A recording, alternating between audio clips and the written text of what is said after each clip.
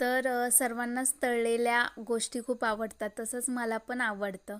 मला तळलेली प्रत्येक गोष्ट आवडते. पण त्यातल्या त्यात कोथिंबीर वडी म्हणजे खूपच चांगली आणि आवडते सुद्धा मला. तर यांनी कोथिंबीर आणलेली, माझा पूर्ण मोठा डब्बा भरून कोथिंबीर झालेली. तर म्हटलं चला आज कोथिंबीर वड्या करूया.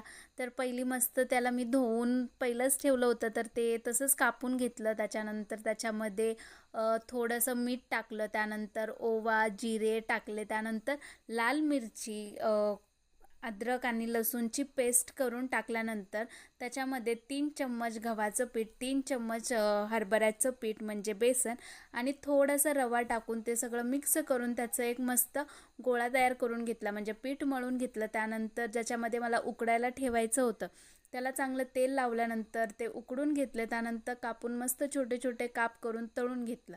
तर अशा पद्धतीने झाले आमचे रेडी